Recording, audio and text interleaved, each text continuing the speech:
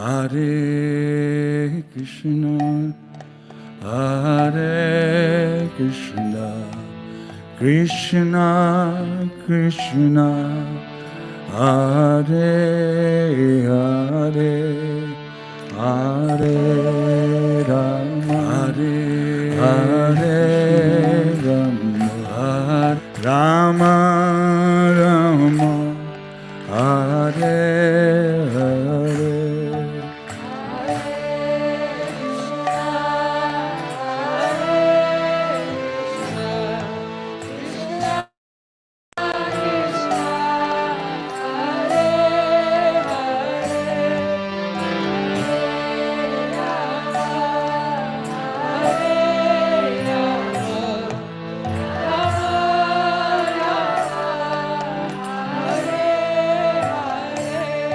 Hare Krishna, Hare Krishna, Krishna Krishna, Hare Hare, Hare Rama, Hare Rama, Rama Rama, Hare Hare.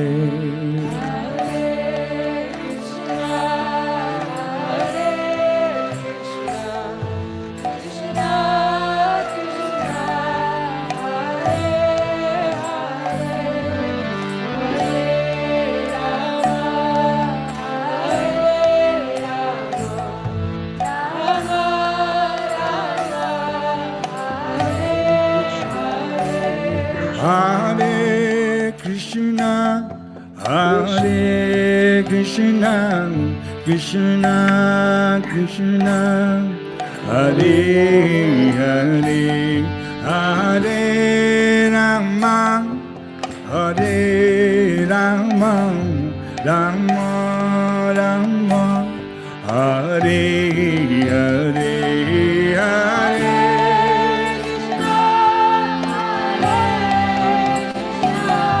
Krishna,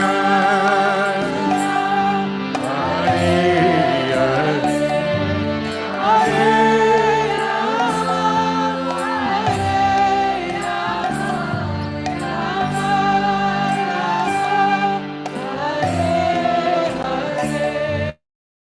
Hare Krishna, Hare Krishna, Krishna Krishna, Hare Hare, Hare Rama, Hare Rama, Rama Rama, Hare Hare,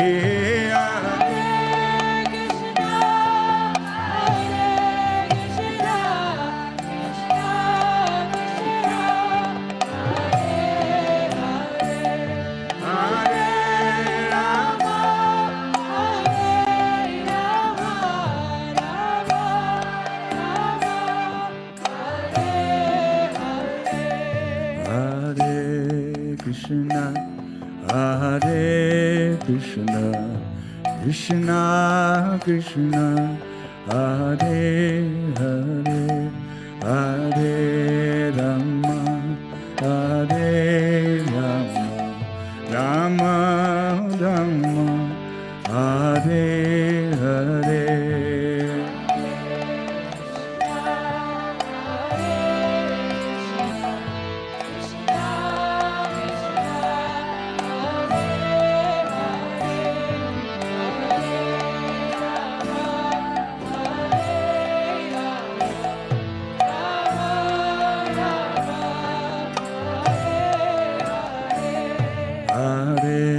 Krishna, Hare Krishna, Krishna Krishna, Hare Hare, Hare Rama, Hare Rama, Rama Rama, Hare Hare.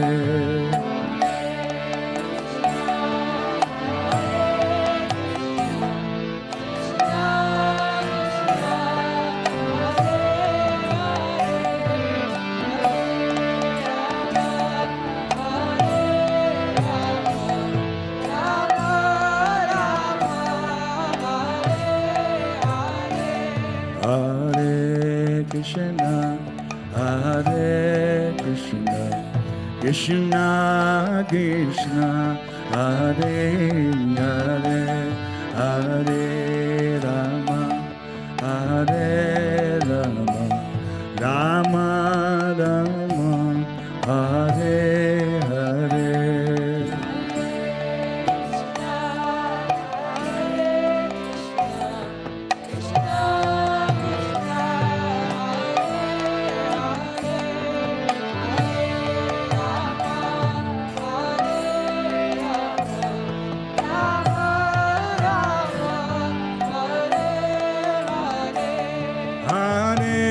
Krishna, Hare Krishna, Krishna Krishna, Hare Hare, Hare Rama, Hare Rama, Rama Rama, Hare Hare.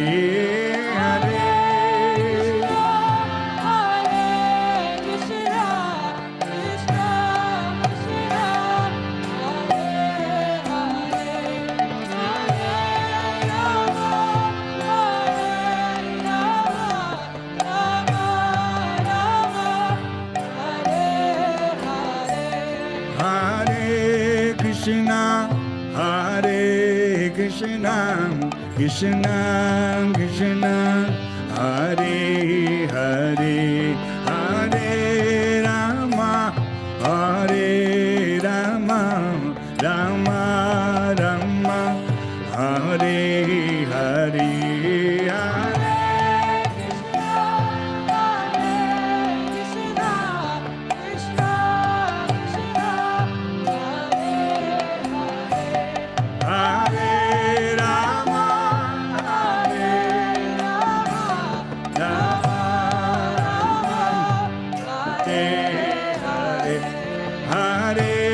Krishna, Hare Krishna, Krishna Krishna, Hare Hare, Hare Rama, Hare Rama, Rama Rama, Hare Hare.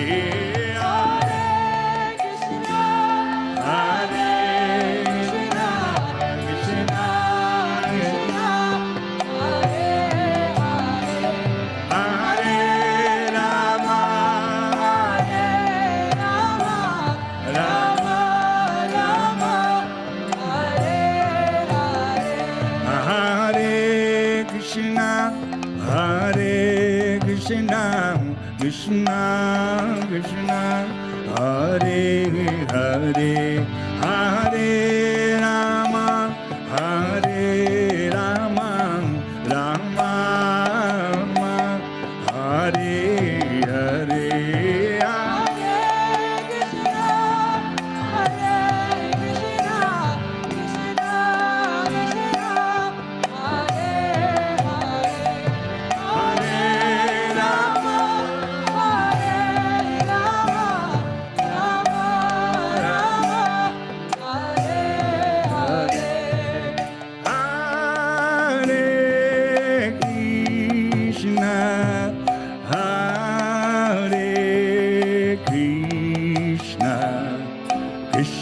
Krishna, Hare Hare, Hare Rama, Hare Rama, Rama Rama, Hare Hare,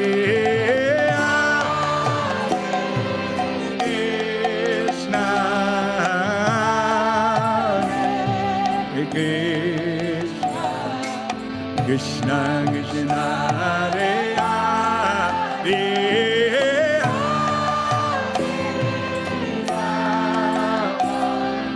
Hare Rama, Rama Hare, Hare Krishna, Hare Krishna, Krishna Krishna, Hare Hare, Hare Rama.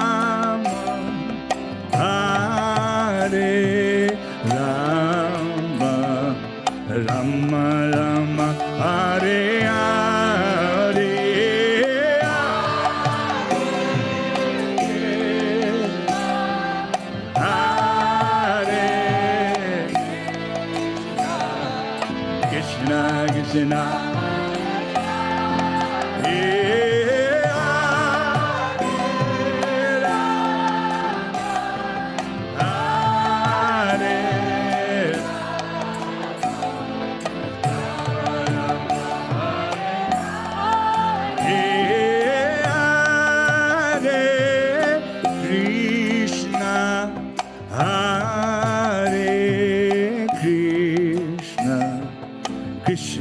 Krishna, Hare Hare, Hare Rama, Hare Rama, Rama Rama, Hare Hare.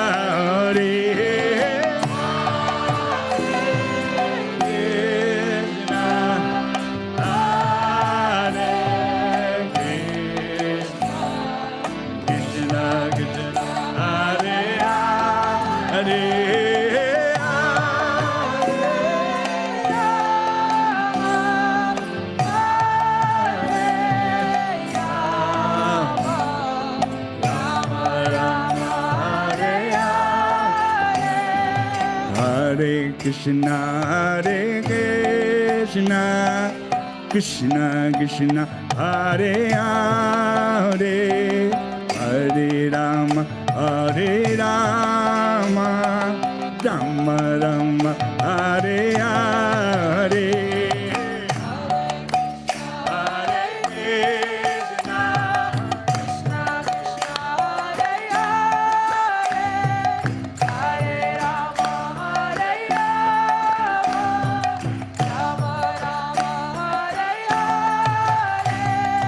Hare Krishna, Hare Krishna, Krishna Krishna, Hare Hare, Hare Rama, Hare Rama, Rama Rama, Hare Hare.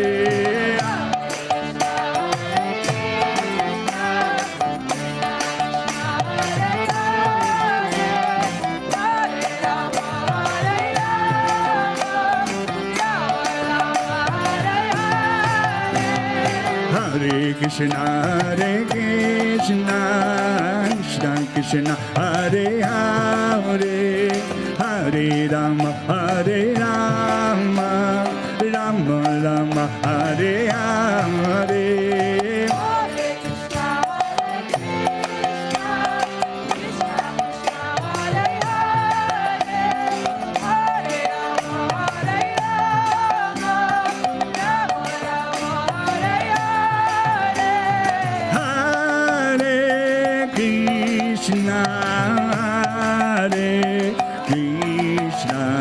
Krishna Krishna, Hare Hare, Hare Rama, Hare Rama, Rama Rama, Hare Hare.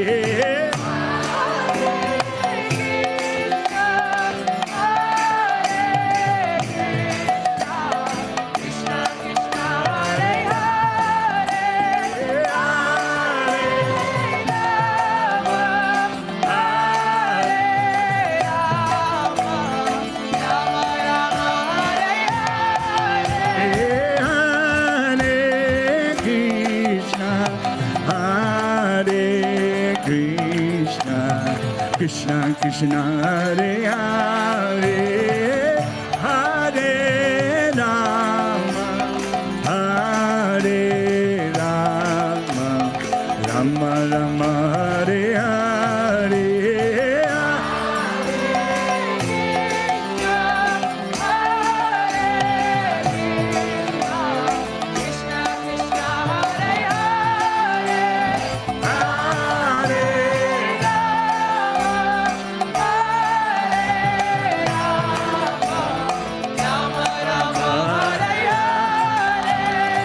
Hare Krishna, Hare Krishna, Krishna Krishna, Hare Hare, Hare Rama, Hare Rama, Rama Rama, Hare Hare.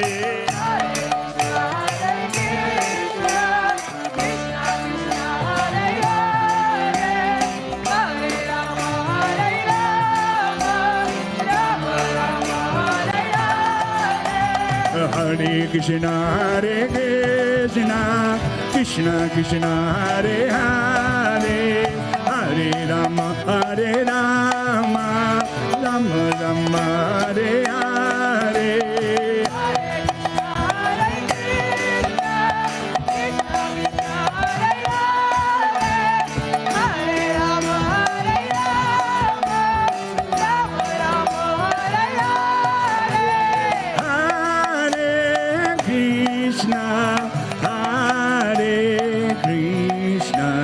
Krishna Krishna, Hare Hare, Hare Rama, Hare Rama, Rama Rama, Hare Hare.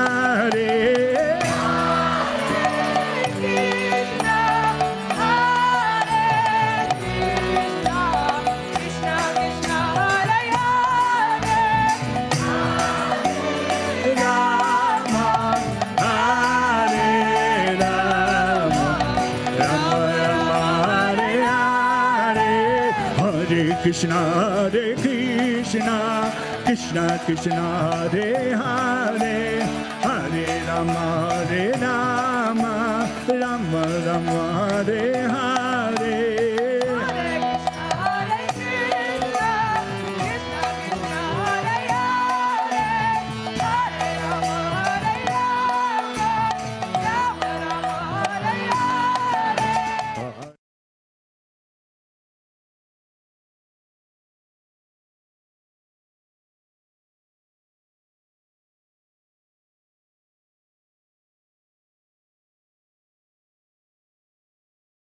Rama Rama, Hare Hare,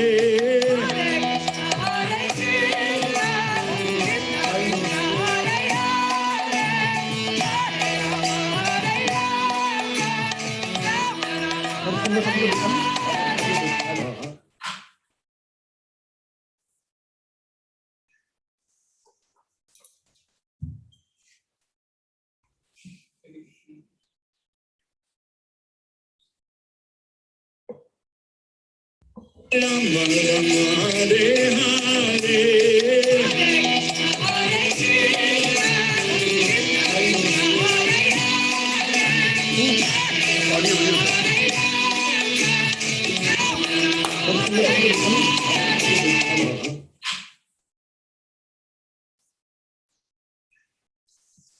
Hare Krishna.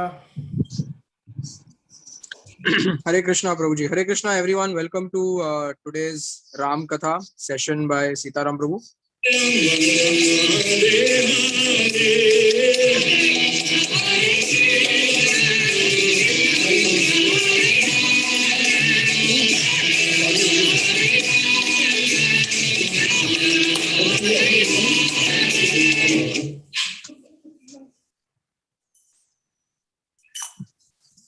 Hare Krishna.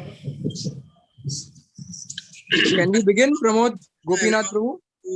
Today's Ram Katha session by Sitaram Prabhu.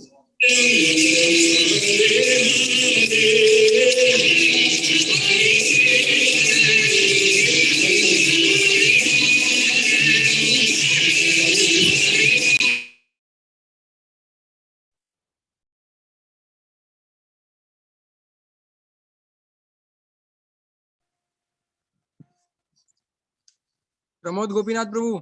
Yes, Prabhuji. Can you delete that kirtan maybe from your computer only? I have closed that window only, Prabhu. That kirtan is not playing anymore.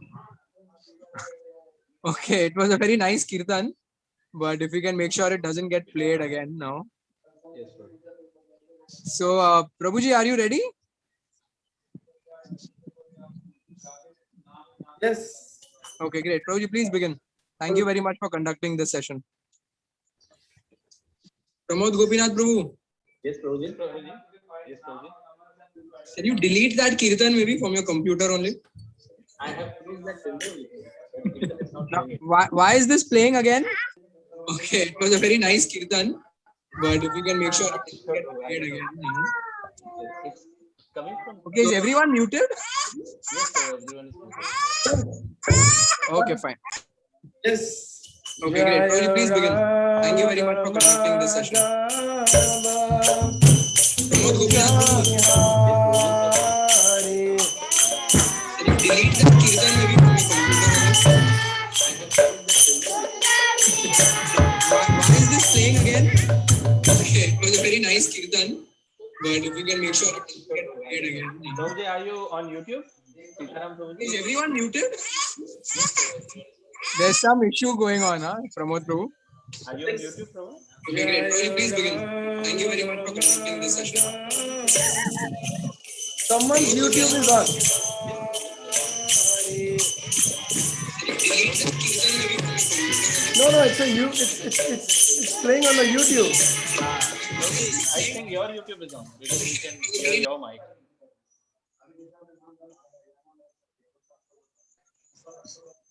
Even if someone's YouTube is on, it should not play again and again, no?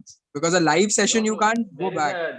When it goes to YouTube, there is a lag of 10 seconds. No, but the same thing got repeated 3 times, where I told you to delete the kirtan. My YouTube was on. Hare Krishna. Hare Krishna.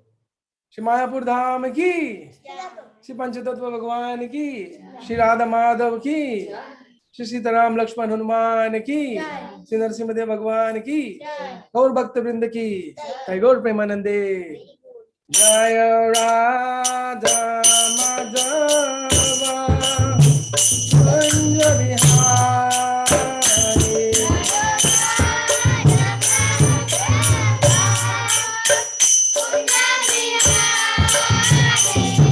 Jai Radha Madhava, Kunja Vihari.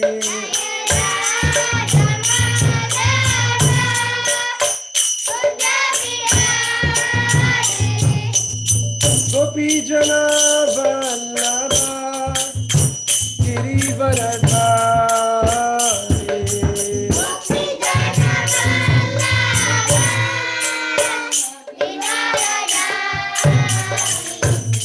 Gopi Jana Vallabha, Girivaradhari.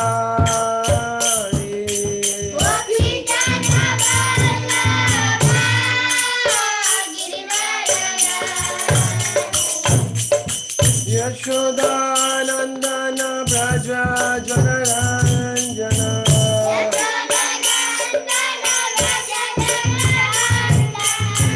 Yashodanandana Braja Janaranjana.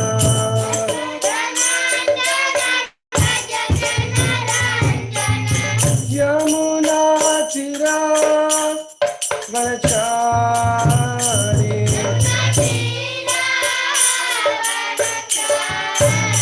Yamuna Tira Vanachari.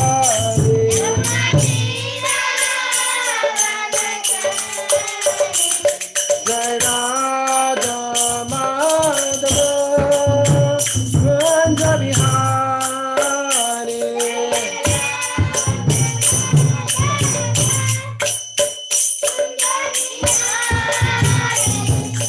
Gopi Jana Vallabha, Girivaradhari.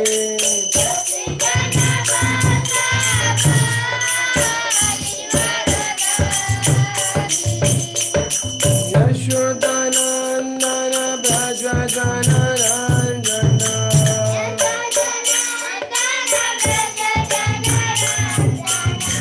Yamuna Tira Vanachari.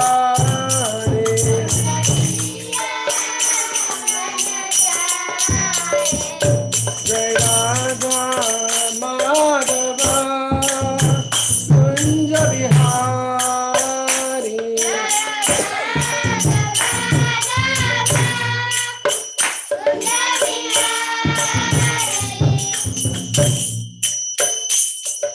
Shri Krishna Chaitanya, Prabhu Nityananda, Shri Advaita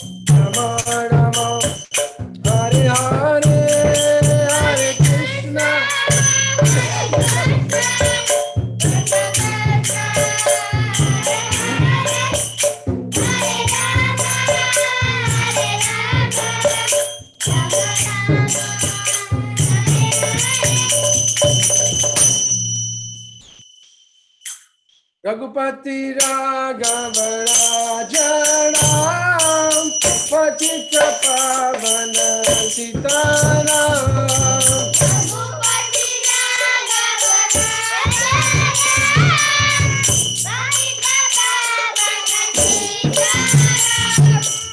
Ragupati Raghav Raja Ram Paticha Pavana Sitaram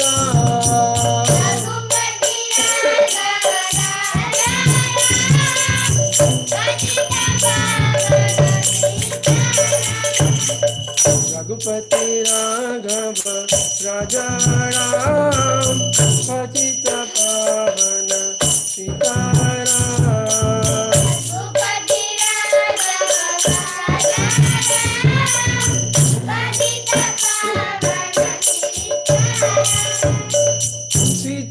Sitaram Sitaram Sitaram Sitaram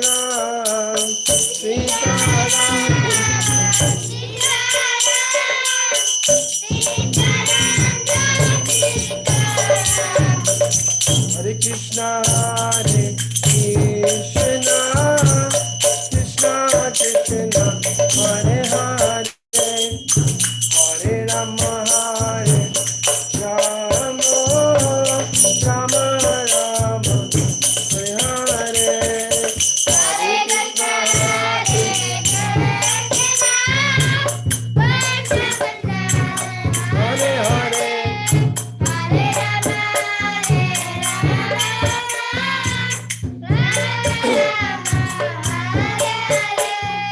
Hare Krishna Hare Krishna Krishna Krishna Hare Hare Hare Rama Hare Rama Rama Rama Hare Hare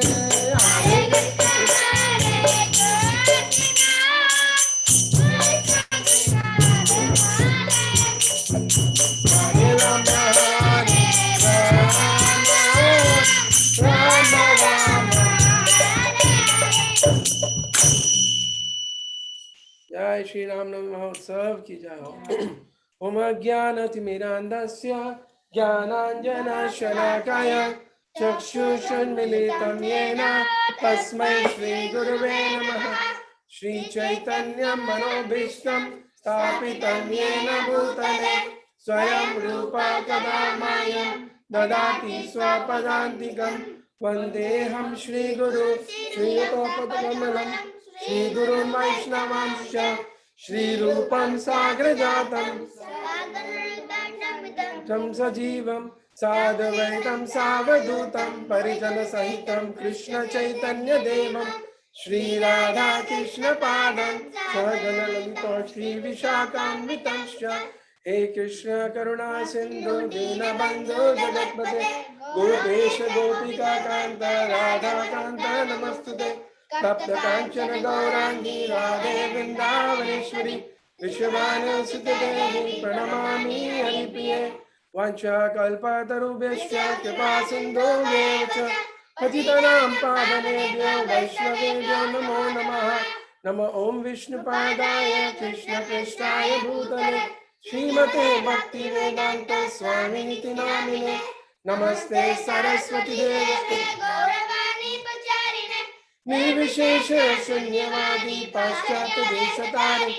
Shri Krishna Chaitanya Prabhu Nityanand Shri Advaita Gadadhar श्रीवासादि Gaur भक्तवृंद। Hare Krishna Krishna Krishna Hare Hare Hare Ram Ram Ram Hare Hare Hare Krishna. So we are approaching Ram Navami, a very auspicious festival for all the Vaishnavas. This festival of Ram Navami is very important for the devotees or the Vaishnavas in general, even for the general masses, because the avatar or the Supreme Personality of Godhead, when he performs the pastimes as Lord Rama, they are actually very special, personal, and they are very directly applicable to humanity at large, and especially Vaishnavas. It's about culture. Lord Ramachandra's life is about love, emotions, family, duty of a son, duty of a brother, duty of a husband, and a gentleman. So this Lord Rama's pastimes, the very special, famous. Lakhs of years back, it was performed. But even today people are talking about Ram Rajya. Even today, when anyone wants to, comment, or anyone wants to, want to express his desire, how the humanity or all the living entities can live peacefully, they remember Ram Rajya. They remember Ram Rajya. So Lord Ramachandra is always remembered. And for all of us devotees, our life is to glorify the Supreme Lord, to remember the Supreme Lord, to hear his glories, to associate with his devotees and chant his holy name. In the material world, devotees have only one occupation. All other occupation is connected to this, otherwise the other occupations have no value. That one occupation is to glorify the Supreme Lord, to glorify the Lord's pastimes. That's why even if you see now, you have we are approaching Ram Navami after celebrating Holi and Gaur Purnima. We just celebrated Holi and Gaur Purnima last month, and now in this month we are approaching Ram Navami. And next month we will approach Narsimha Chaturthi. Then after that we will approach Gundicha Marjan, Pandav Nirjal Ekadashi. And then after that will be the Rath Yatra in July. And then August and September comes Janmashtami and Radhashtami. And then again in October and November, we have Kartik Mas, Dashera in October, and then from November onwards Kartik Mas, and then again in December, January we have the book distribution marathon. So in this way, the Vaishnavas also have their calendars set. Devotees have their calendars set in their life on what they are approaching towards. And similar way, in the people in the material world are also having a calendar on what they are approaching towards. And all are busy in their own activities. Everyone is busy in his own activities. That is very true. That's very common. But there is always a discrimination on a material and a spiritual platform. Because the material platform, all our approaches are towards the satisfaction of the body and the self only. Only body. It's all bodily necessities and bodily connections and our own self, our satisfaction. But on the spiritual realm, when we approach our life to the spiritual calendar, then that is actually for purification of the heart and to glorify the Supreme Lord and to please the Lord. That's how devotees actually celebrate their calendar. Now, how do they do it? As we are doing right now. Sing about the glories of the Lord, chant about Him, hear about His pastimes, but with proper philosophical conclusion. That's why Krishna says in the Bhagavad Gita, Janma karma cha me divyam evam yo veti tattvataha tyaktva deham punar janma naiti mamiti so Arjuna. Janma karma cha me divyam. The Lord says, Krishna is telling Arjuna,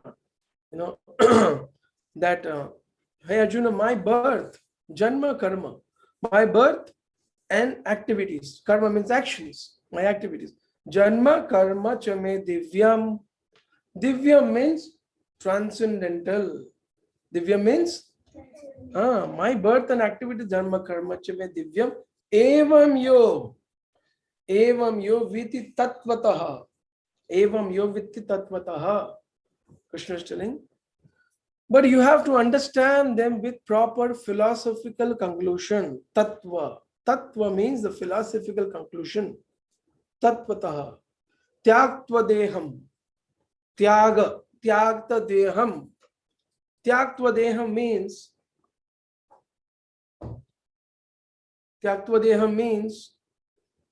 giving up this body.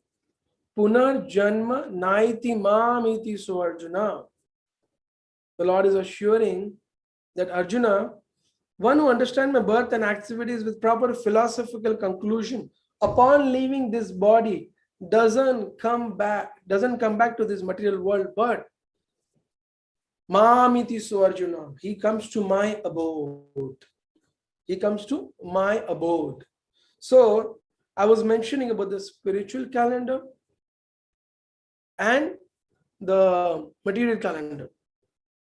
So what happens in the spiritual calendar is that we know the goal, ultimate goal.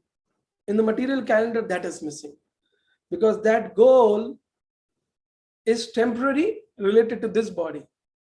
And there are the energy, but one question can be arised that, okay, fine, sir, we agree. Krishna is the Supreme Lord. And Lord Ramachandra is the Supreme Lord. Hearing about them and glorifying them is the goal of life. How is it that people in the world are so busy with other activities, even after so many times we mention, so many times it's preached in Mahabharata and Ramayana, why the world is not accepting it? Actually, from this, one more thing we can understand how the Lord is very merciful. Those people who don't want to accept the supremacy of the Supreme Lord, those who don't want to accept the supremacy of the Supreme Lord, to them, the Lord actually has kept his special energy. Because if you have to be in ignorance, that is a different energy of the Lord which functions to keep you in that ignorance.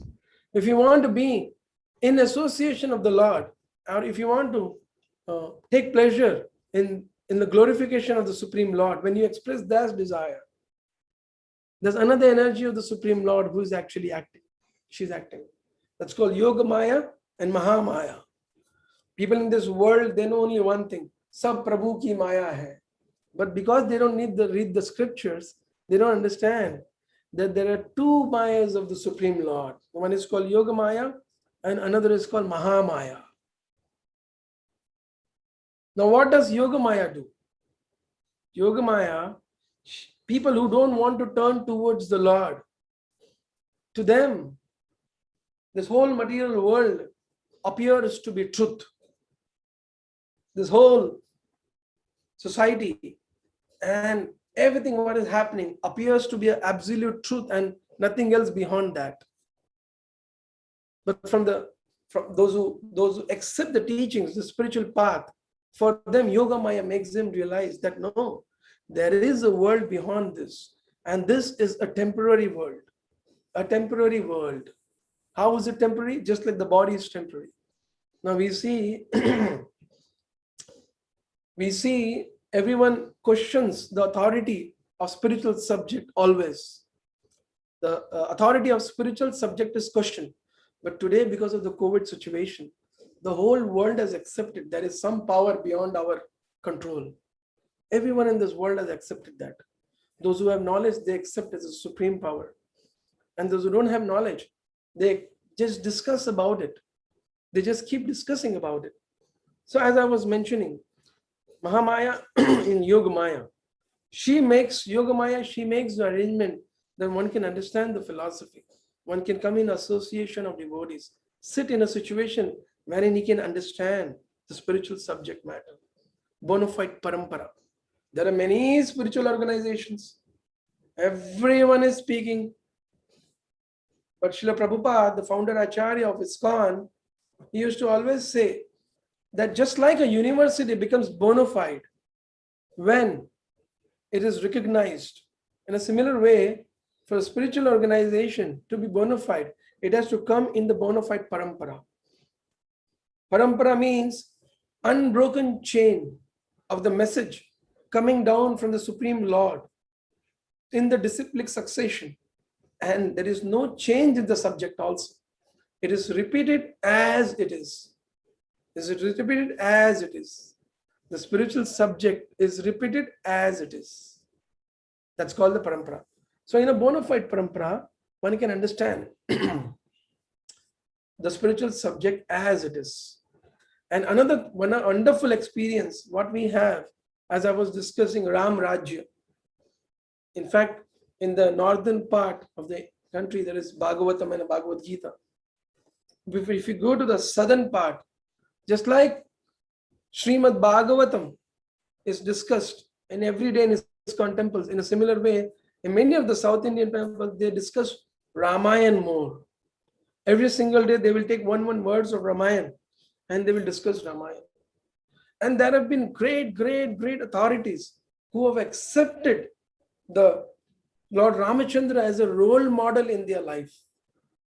You know, the Vedic life used to be everything centered about God, around God and his teachings. That is why if you see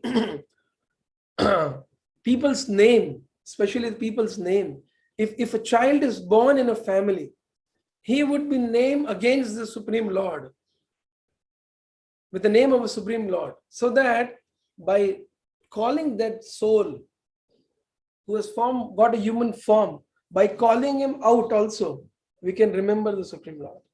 That's how the culture was. Actually, this reminds me of my own background. I am coming from South India. My father, his name is Bhadrachalam. This is a very holy place of Lord Ramachandra in South India. My mother, her name is Varaha Lakshmi. Lord Varaha and Lakshmi Devi. That's my mother's name. They named me Sri Hari. My brother is Sri Kant. My sister's name is Sri Lata. My cousin brother's name is Srinath. So like this, even in the Vedic time, even the names of the people would be against a pastime of the Supreme Lord or a holy place of the Supreme Lord or his own name. This is called godly civilization. It's called God-centered civilization. And then there are so many devotees who have actually performed extraordinary devotion to the Supreme Lord. And when we hear about them also, we get connected to the Lord. By philosophical conclusion, tattvata, as I mentioned, tattva, and by bona fide parampara, association of devotees, and hearing about the devotees who have performed exemplified devotion in their own personal life. By these things, actually, we can understand. We can come closer, because spiritual subject is transcendental. It is subtle. It is very subtle. It is transcendental. Of all these things, it needs the mercy of the Supreme Lord. So, as I was mentioning, the devotees of the Lord have performed many, many beautiful pastimes. And even in the recent years, few hundred and thousand years ago also, there are many great devotees of Lord Rama. One devotee whom I remember is King Kulashekar, who was in South India, in Kanchipuram, Telangana. All the South Indian states were under his control a few thousand years ago. Now, King Kulashekar, at certain stage of his life, he actually developed devotion towards Lord Ramachandra. And he decided that this worldly society is very, very dangerous and it's a temporary world. Let me be absorbed in the pastimes of the Supreme Lord, and let me just reside and hear the pastimes of the Lord and chant his holy name. And every time he was very close to Sri Rangam, because Sri Rangam, Lord Ranganath, is actually the deity of Lord Ramachandra. Sri Rangam, the Ranganath deity, is actually a deity of Lord Ramachandra. Brahmaji worshipped it, and from Brahmaji it came down to Dasharatha Maharaj. Dasharatha Maharaj worshipped that same deity. All the four brothers worshipped Ranganath. And then later on, when Vibhishan was made the king of Sri Lanka, when Vibhishan was made the king of Lanka, and Lord Ramachandra, after killing Ravana, brought everyone to Ayodhya. Vibhishan was not willing to go back. That what will I do there? So then Lord Ramachandra actually gave him his own personal deity of Ranganath. And there is another pastime how the deity landed up in Ranganath, did not go to Lanka. So in the same province, this King Kulashekar was very attracted to this deity, being the deity of Lord Rama. So every time he would like to run away to Sri Rangam. But he also knew that as a king, I have a great duty to protect dharma, protect women, protect sadhus, and make sure the society is following God consciousness and they are all following the rules and regulations. With this in mind, King Kulashekar would always hear the pastimes of the Lord Rama. Now one day, while he would have his sadhus and Vaishnavas who would read Ramayana, and King Kulashekar was actually, though he was in the material world ruling a kingdom, but his devotion was very, very deep towards Lord Rama. So deep that when he would perform his spiritual activities, when he would perform his sadhana, when he would chant the holy name of the Lord, tears would flow from his eyes, remembering the Lord. When he would hear the pastimes, he would not hear them as if a leela of the Supreme Lord. He would hear them as if it is right now in front of him happening, around him happening. That is how he used to hear the pastimes, the narration of Ramayana. So one day the sadhu, he was reading Ramayana and he came to this section that Shurpanaka had come and she wanted to enjoy Lord Rama. And in this regard, she wanted to attack Mother Sita. And then Lakshmana told to cut off the nose, protect Mother Sita actually. So Lakshmana cuts the nose and Shurpanakha runs from there. And from there she goes to her brother Kar and Dushan and another 14,000 Rakshasas who were residing in Dandakaranya. So when she goes there, she cries to her brothers, and the 14,000 Rakshasas with Kar and Dushan were actually attacking Lord Rama. When Lord Ramachandra came to know the Rakshasas are attacking, this is how the narration was going on. And when the Rakshasas came to know that Rama is residing here, Rama told Lakshman, Lakshman, you take care of Mother Sita, and I will go and take care of these Rakshasas. When Kulashekar, who was reading this narration, when he heard this, he immediately jumped off from his, asana, and he said, immediately, he told his ministers, immediately, get ready, get all our weapons, all our horses, all our elephants, everyone, we are heading towards Dandakaranya. Lord Rama is alone, 14,000 Rakshasas. I cannot leave my Supreme Lord like this alone. Let's head towards. And the minister caught their head. So what to do? But then they had no other option. They all gathered, they all got ready.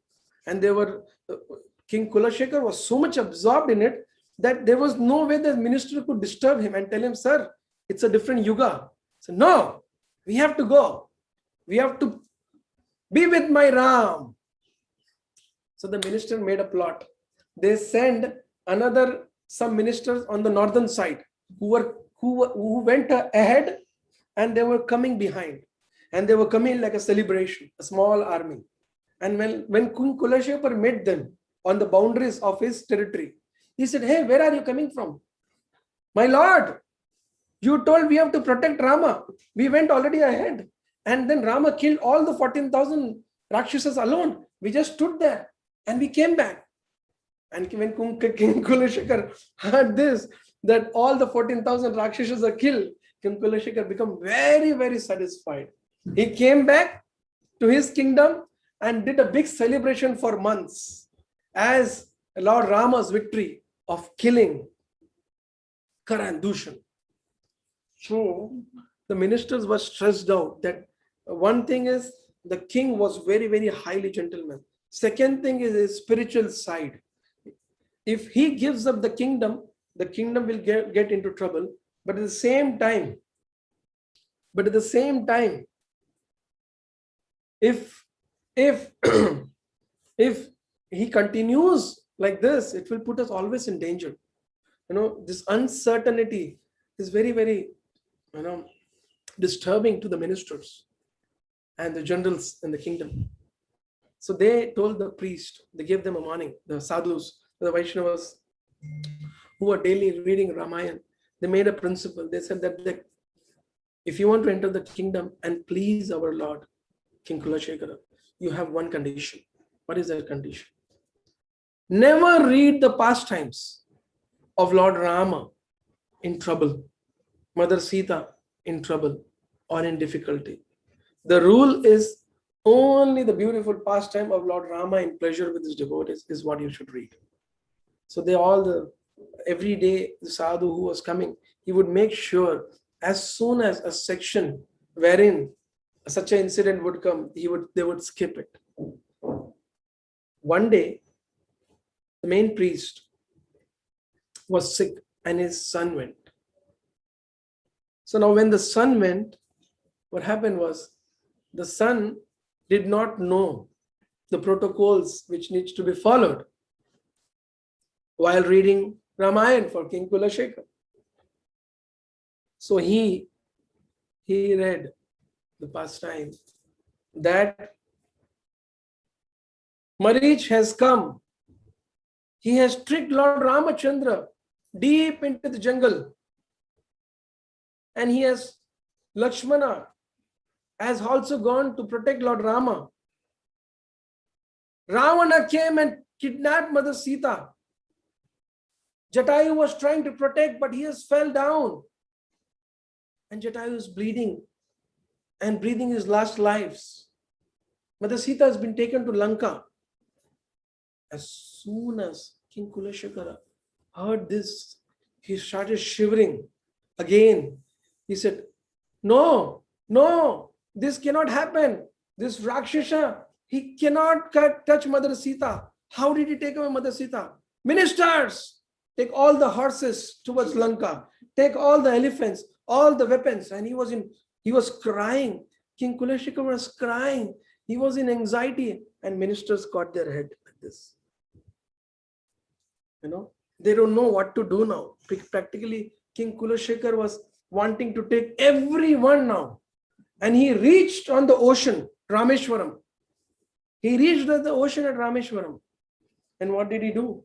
King Kulashekara took his sword and waving his sword, Ravana, I'm coming. Lord Rama, I'm there. With tears in his eyes.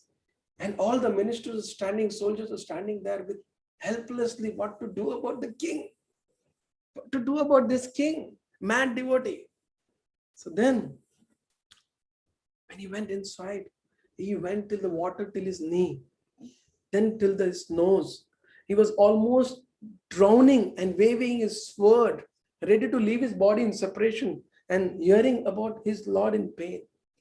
By that time, what happens is, from the opposite side of the ocean, Lord Ramachandra comes and lifts Kulashekara. And he tells him, my dear devotee, my dear Lord, why are you so much in anxiety? I have already killed Ravana. I have already made Vibhishan the king of Lanka. And see, Mother Sita, she is with me. Sita is with me. And we are back safe. And when he saw this, he became very pacified. And then Lord Ramachandra took him out. So in this way, the ministers were very disturbed. And Lord Ramachandra, the pastime doesn't speak further about it, but the minister got very, very disturbed. They said, if we tell our Lord King not to perform devotion, he will give up us. And if he continues like this, we are always living in anxiety of his uncertain devotional life. So they decided one thing. They said that let's do one thing. The best solution for all of us is break the faith of our king on the sadhus. Break his faith on the sadhus, and that will make our life easy. So the ministers, they plot. The pujari who worships the deities in the kingdom, in the palace of King Kulashekara, they actually, the minister, they stole the beautiful garland, beautiful actually necklace of the deity, and they kept it below the pillow of the priest who was worshipping. And then they made a big scene out of it. And they told King Kulashekara that this has happened, your devotee has done this. So when it was heard, King Kulashekara told them that, no, that is not possible. I don't think so. My devotees will ever do that. Devotees of the Lord are completely selfless. They don't have any selfish motives. They don't live for material possession. That is not possible. King Kulashekara, though he is a king, so absorbed, philosophically convinced. And he says, okay, fine, do one thing. He tells his minister, get a snake and a big pot and put a poisonous cobra snakes in the pot, and I'll put my hand inside it. If the snakes bite me, then the priest has stolen the necklace. And if the snake doesn't bite me, the Vaishnavas are always pure. They never do that. Immediately they bring that. Again, the ministers put the hand on their head. And by the time ministers who speak, King Kulashekara puts his hand inside the pot with snakes, cobras, and not a single snake bites him. He puts his hand out and says, see, nothing happened. So like this, you have glories of the devotees of Lord Rama in the history. In the history, like this, we have glories of devotees of Lord Ramachandra. In fact, not many years ago, even Lord Chaitanya Mahaprabhu, when Lord Chaitanya Mahaprabhu, when he visited Sri Rangam, and from there he went to Madurai. From there he visited Madurai. And Lord Chaitanya Mahaprabhu, he was actually having he was invited, actually. It comes in the Chaitanya Charitamrita. Very beautiful verses are there in Madhya Leela 9th chapter. In Madhya Leela 9th chapter. Beautiful verses which describe how Lord Chaitanya Mahaprabhu meets another devotee of Lord Ramachandra who is absorbed completely. So, Prabhu, I can share screen. Am I a co-host? Yes, you are. Okay. Can you see my screen? Yes. So now you can recite these beautiful verses with me, and then I will tell you the whole pastime. Mahaprabhu kahe tanre suno mahashaya Mahaprabhu kahe tanre suno mahashaya madhyana hailo Pakanahi haya Madhyana haila kene Pakanahi haya Vipra kahe Prabhu mora Aranya vasati Kahe Prabhu mora aranya vasati bhagera samagri mane namile samprati bhagera samagri mane namile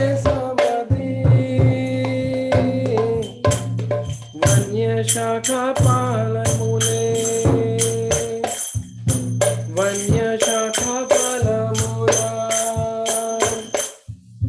Ani be Lakshmana Vanya shaka palamula Ani be Lakshmana Tabe Sita koribena Prayojana Tabe Sita koribena Paka Prayojana Tandha Upashana Shuni Prabhu Dushta Haila Tandha Upashana Shuni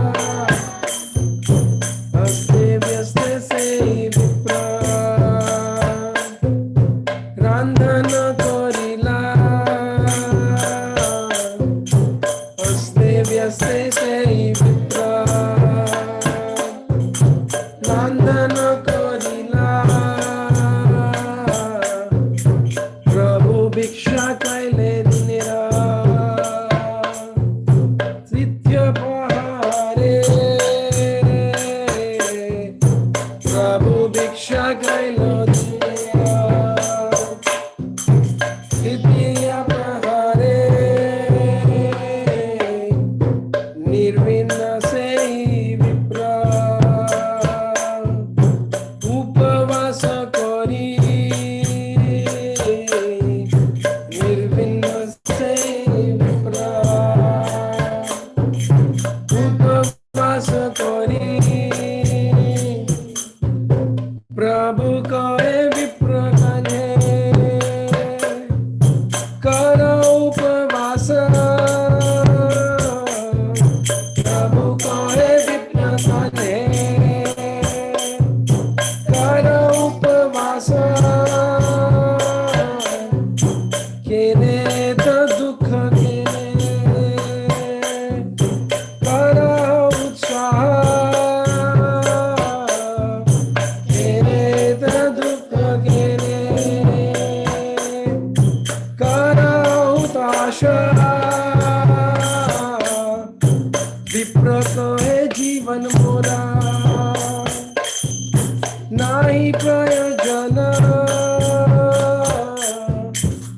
Sumitra kahe jivan mola,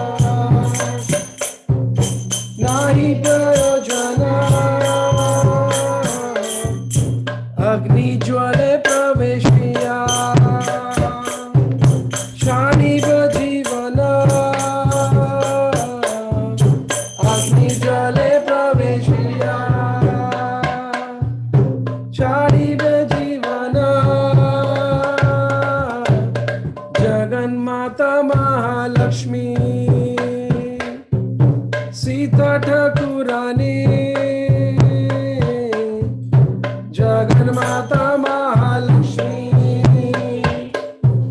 Sita Thakurani,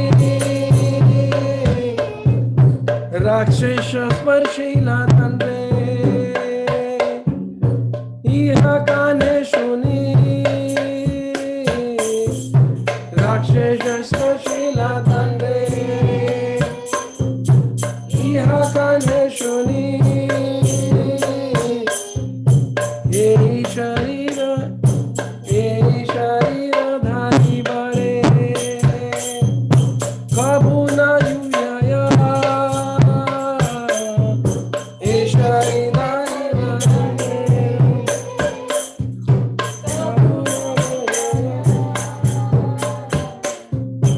Ei Dukhe Jwale Deha, Prana Nahi Aya,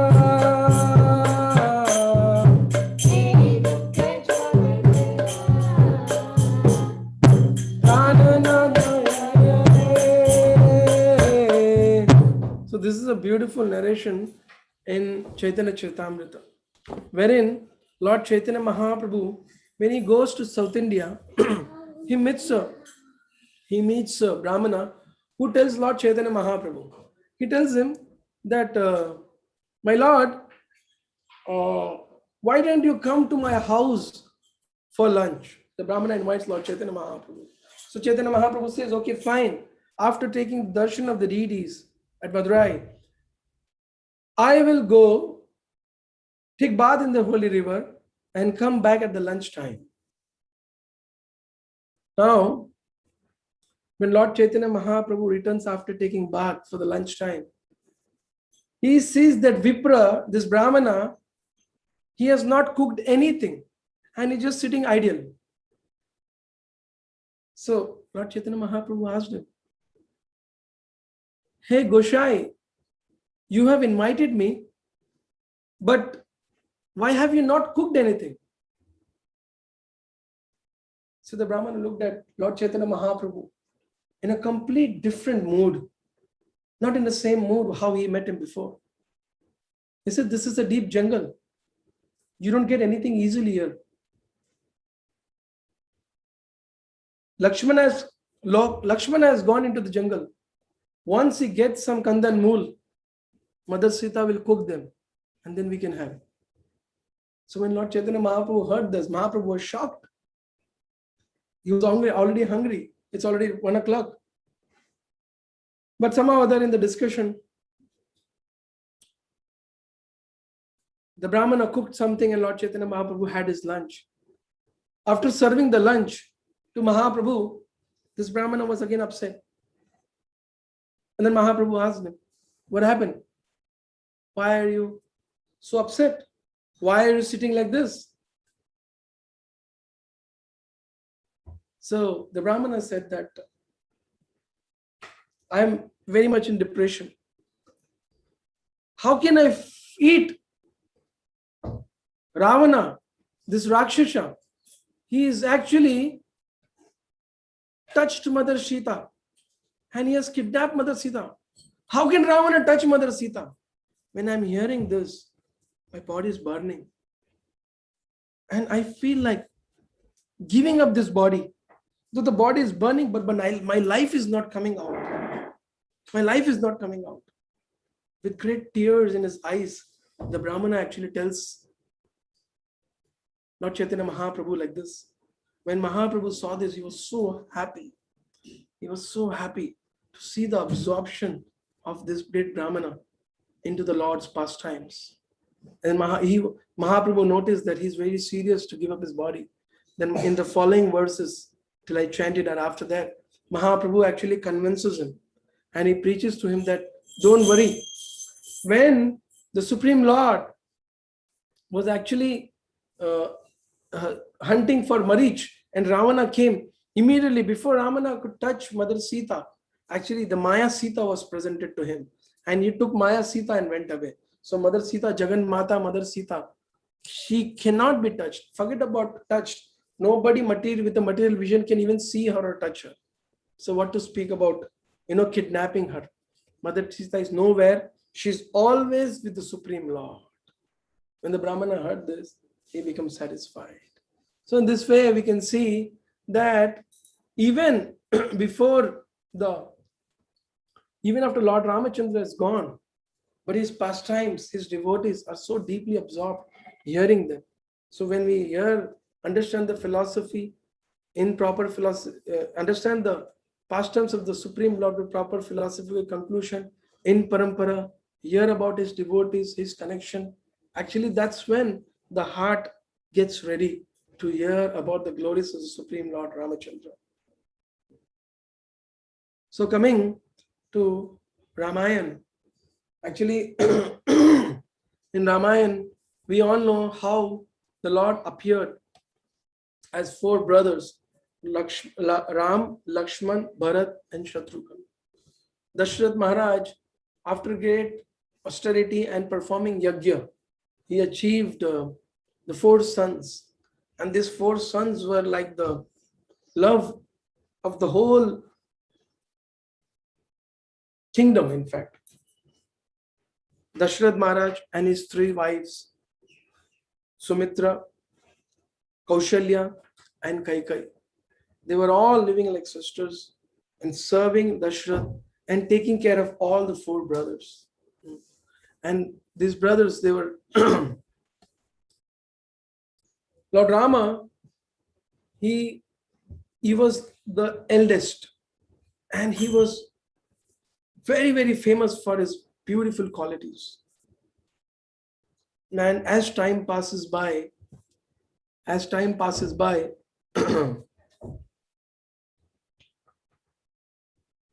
Dasharatha actually, Vishwamitra comes and takes Ram and Lakshman to kill the demons. And while returning from there, Lord Ramachandra, he actually enters into the Swayambar, and then that's how the marriage between Mother Sita and Lord Rama and Lakshman, all the four brothers, the marriage takes place. And as the time passes by, so happens that one day Dasharatha was dressing up to enter into his assembly. So while he was dressing himself up, Dasharatha saw that on his side there were some hairs. They were actually white. Some of the hairs of his side had become white. So he was thinking,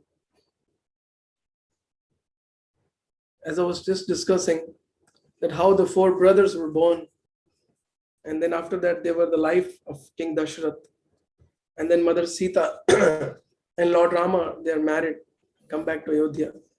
And Dasharatha, one day, he was looking into the mirror and he was just up to wear his helmet. And he notices that, I have a white hair. And then he thinks that, oh, this is the time for me to retire. And I should now consider to take up more interest in spiritual life and hand over the kingdom to my son Rama. Thinking in this way, King Dasharatha, he approaches, first he goes to his assembly, and in his assembly, he actually addresses all his ministers, rishis, Kulguru Vashishtha. He actually is expressing this desire that, see, I am great King Dasharatha coming in the Ikshvaku line. And now I want all of your permission that I am getting old. And in old age, it is not good that an old king continues to rule the kingdom. It's best that I make Ram the king of Ayodhya and myself, I retire. When Dasharatha tells this to the assembly, everyone becomes very, very jubilant. Everyone becomes very jubilant. And for a moment, they all started thinking about Lord Ramachandra. Ramachandra's beauty, his qualities. Everyone was absorbed. Because as soon as it is mentioned in Ramayana, as soon as Dasharatha mentioned that I feel that I have to make Lord Rama the king, everyone was just watching, completely absorbed in their minds. They were seeing the image of Lord Ramachandra, beautiful Lord Rama, who is so bright. It is called Sarva Guna Sampan. He is good in all qualities. Sarva Guna Sampan, good in all qualities. Then Dasharatha Maharaj asked Guru Vashishtha that, Kulguru, according to you, which is the most auspicious moment to make Ram as the king of Ayodhya? Which is the most auspicious moment to announce and do Rajya Abhishek of Rama as the king of Ayodhya? Actually, Kulguru Vashishtha, when he tells this, he tells that, my dear Lord, Ram is so beautiful, so special in all qualities. He is so renowned not only in this world, in all the planetary system, that the moment you make Rama the king of Ayodhya, that moment will become the most auspicious moment of the creation. You don't have to see any auspicious moment. When you make Lord Rama the king, that moment will become the most auspicious moment in the three worlds. Saying this, Vashishtha had tears in his eyes. And everyone supported this. So when is that moment? They said, tomorrow sunrise. Tomorrow sunrise. When the sun rises, you make Rama the king of Ayodhya. And the news spread around whole Ayodhya and all the citizens. It is said that Lord Rama was life and soul of the whole citizens of Ayodhya, whole kingdom of Ayodhya, whole palace, all the residents. So the whole Ayodhya, senior members of Ayodhya, elderly family members, young, old priests, sadhus, Vaishnavas, and the elder members, it is said that they all went home when they heard that Rama is going to become the king tomorrow sunrise. They all went home and all were discussing among themselves. What was the discussion? Do you remember when Rama was born? He was not like a normal child. He was glowing like a sun. We always felt that there are two suns, one who rises every day and one who is always around us. In the laps of Mother Kaushalya. And then, do you remember how Ram's qualities was? He was not only loved by his own brothers, but all his friends. And he would take care of his brothers in such a way as if at such a small age, Rama would act as a father to his brothers. And this way, the citizens of Ayodhya were discussing among themselves. And they were telling that, see, even when they went to the Gurukul, how he had become very dear to the Guru. And he learned all the arts. And when he came back, the our life become complete when Rama got married to Sita. Rama is Sarva Guna Sampanna. He's overflowing with all good qualities. And Mother Sita, her presence has actually flooded the Ayodhya with prosperity. So in this way, all the citizens of Ayodhya were discussing. If you read the Ramayana, there is an elaborate discussion of preparation of Lord Ramachandra's Rajya Abhishek. The preparation for Lord Ramachandra's Rajya Abhishek was going on.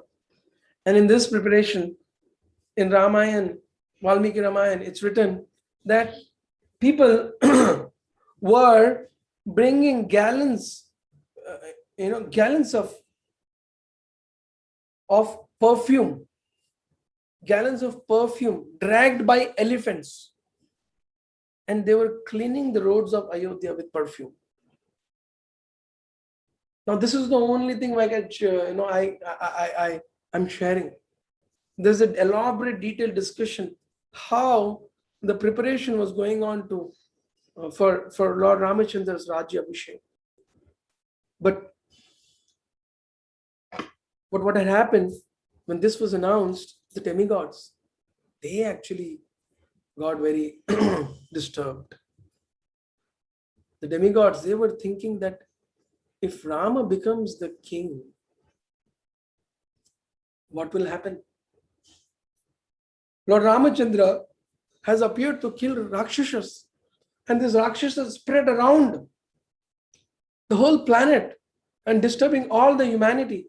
If Rama becomes the king of Ayodhya now, who will do this activity?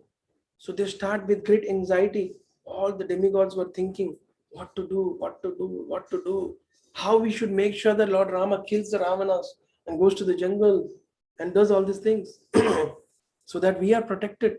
We are living in threat, we are living in fear. So they all go to Mother Saraswati and they request her that somehow or other we are completely stuck in this situation and you have to help us in this situation. Lord Rama has to kill the Rakshasas. If he sits in Ayodhya, nobody can go and kill those. Nobody is as actually powerful to kill the demons. So, as the requested Mother Saraswati, she actually manifested in Ayodhya. And now here there's a very beautiful teaching. They were telling that they were searching, identifying a person who could actually create a problem to this whole ceremony. And Radha Govind Maharaj, I was hearing this Ramayana, he was telling that, it is very important in such situation, you will find a person with such qualities who can fulfill this kind of activities. Maharaj was telling when there is a garbage in hand, one searches a dustbin to throw it. In a similar way, Saraswati was searching, or the demigod was searching a person who is crooked, greedy, selfish, who speaks all kind of nonsense always, and who could do this act. So they found out Mantra, the maid of Kaikeyi. And Saraswati went and sat in the mouth of Mantra, mind of Mantra. Then Mantra, she was seeing all around Ayodhya, why Ayodhya is so much, that is why there is so much of discussion, why there is so much of preparation as if some festival is coming up. Why is this going on? She became very concerned and she went and asked other soldiers and other maid servants that why this preparation is going on. So everyone told her that tomorrow is the Rajya Abhishek of our Lord Rama. Our Lord Rama. Nobody said King Rama, Prince Rama. Everyone would say our Lord Rama. Love him. There was so much love for Lord Rama. So when Mantra heard this, she went mad. She straight running. She went running inside the palace of Kaikeyi and started shouting loudly, beating her chest, oh, like this. She started crying, making a huge sound, as if someone has died. Kaikeyi was busy and she asked, what happened, Mantra? Why are you crying and shouting? Did Lakshman bet you or what? So Maharaj, when he was narrating this, he was mentioning that Lakshman, when Kaikeyi has mentioned Lakshman bet her, that means Kaikeyi was very famous, Mantra was very famous for doing this kind of activities. And timely, she was beaten up by Lakshman. Maharaj says, ठोक ठाक के रखते थे लगता Lakshman उसको. And Radha Govind Maharaj was very beautifully connecting this point to that how people who have this kind of mentality should always be put in place, put in control. People who have mentality of cheating, lying, manipulating, speculating, self-centered, greedy, they are very expert in creating problems and misunderstanding. And such people, if the kings or the rulers have not kept those people in control, they will create a havoc. So she went running, crying, fell on the floor, and she told that, why am I alive? So Kaikeyi asked her, what happened? Why are you crying like this? Did Lakshman beat you? And they started making more loud voice and crying. She looked and she was looking at Kaikeyi with a pitiful vision, very pitifully, and crying. And then Kaikeyi said, what happened? She said that, what is happening in Ayodhya? She said, no, I don't know what is happening in Ayodhya. You don't know what is happening? Again, she started crying. She said, there is a preparation going on to make Ram the king of Ayodhya. Tomorrow, Rama on the sunrise will be cornered as the king. He will be enthroned as the king of Ayodhya, and Dasharatha wants to retire. As soon as Kaikeyi heard this, she immediately removed a beautiful pearl necklace and gave it to Kaikeyi. Now here the Ramayana mentions that Ramachandra was the son of Kaushalya. But he loved all his mothers, and in fact he loved Kaikeyi more than his own mother. Because Kaikeyi was very, very dear. Being youngest, she was very dear to King Dasharatha. So when Kaikeyi heard this, she was so pleased. She was so happy, so much in pleasure. She immediately removed the pearl necklace and threw it at Mantra and told her that what else can be unused for us than this in this age of our life. This is something we all are living and waiting for, to see Rama becoming the king. As soon as Mantra heard this, she started crying and shouting that and holding Kaikeyi and telling that, oh, my dear child, I'm in so much of pain seeing you like this. You don't know what a plot is being played here in Ayodhya. You don't know the danger behind Ram becoming the king. So as soon as Mantra told like this, Kaikeyi said, keep your mouth shut, otherwise I'll get your tongue cut. Keep your mouth shut, otherwise I'll get your tongue cut. This is what Kaikeyi told her. to Mantra angrily. What are you talking? Rama will become the king and it will be inauspicious. Keep your mouth shut. Don't talk these things in such an auspicious moment. Then Mantra said that I am not worried about the whole Ayodhya. My only love is for you. I am only living for you. I have no other reason to live in this world. Maharaj was mentioning that people like this, duplicitous mentality, they are like this only. They will speak always like this. That, I have left everything for you. But it is never true. And then she said, see, Ram will become the king. There is nothing which is going to happen to me. I am a dasi. I'll remain a dasi. I'll get my monthly allowance and I'll be happy. And did you notice one thing? There is a whole preparation going on in whole Ayodhya. Do you know about it? Did anyone inform you? Is Bharat around? Why Bharat is not there? If it is celebration for the family, why this is being done when Bharat is not there?